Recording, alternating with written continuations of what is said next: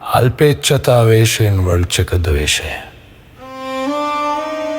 තමාට උපකාර කරන කෙනෙකු සම්බන්ධයෙන් හටගන්නා භේෂය සමහර විට අල්පේච්ඡතාවේශයෙන් පහළවන්නේය. එයින් වර්ජිත තැනැත්තේ මාහට අනුන්ගෙන් කිසිවක් වුවමනා නැත. මට පුළුවන් සැටියකින් මගේ වැඩ කරගනිමි යයි අනුන්ගෙන් ලැබෙන උපකාර ප්‍රතික්ෂේප කරන්නේ. තමාට කරන උපකාරය නොපිළිගනු ඒ උපකාර කරන තැනැත්තා කෙරෙහි ක්‍රෝධයකින්දයි.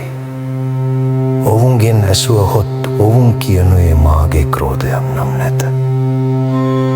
නමුත් මට කාගේවත් කිසිවක් ඕනෑ නැතැයි කියාය. එසේ කියනුයේ අල්පේච්ඡත රූපයෙන් සිටින ද්වේෂය ඔවුනට දේශය සැටියට නොපෙනෙන බැවිනි. මාපියන්ගේ උපකාරයෙන් කටයුතු කරන්නා වූ දරුවන් කෙරෙහිද ගුරුවරයන්ගෙන් ආධාර ලබන ශිෂ්‍යයන් කෙරෙහිද ගිහියන්ගෙන් ආධාර ලබන පැවිද්දන් කෙරෙහිද මේ එශුප්පතිරූපක ද්වේෂයේ බොහෝ සෙයින් ඇතිවේ. මිතබානිතා වේශයෙන් වච්චක ද්වේෂය. නිශ්චල කකාවලින් තොරව වුවමනා පමණට කතා කරන ස්වභාවය මිතබානිතා නමි. අප්‍රිය පුද්ගලයන් දුටු කල්හි සමහර විට ඔවුන් පිළිබඳ ද්වේෂය. මිතබානිතා වේශයෙන් පහළවන්නේය.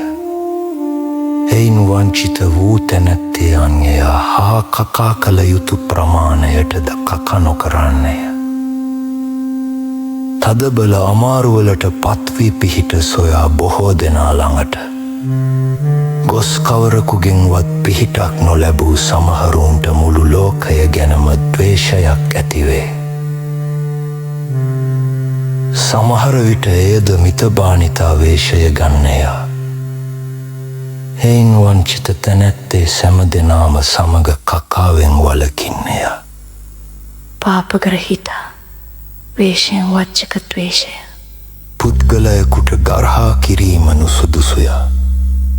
එහෙත් පාප ක්‍රියාවන්හි දෝෂය දැක්විය යුතුය. එයට පාප ගර්හාව යැයි කියනු ලැබේ. පුද්ගලයෙකුට ගර්හා කිරීමත් පාපයක් බැවින් පවින් වැළකී විසීමට කැමැත්තෝ පුද්ගල ගර්හාව නොකරති. පුද්ගල ගර්හාව වරදක් බව පිළිගන්නා ඇතැමුන් කෙරෙහි අන්‍යයන්ට ගර්හා කරනු කැමති බව වූ දේශය පාපගර්හිතා වේශයෙන් පහළවන්නේය. එයින් වංචිත වූවෝ පාපයට ගර්හා කිරීමේ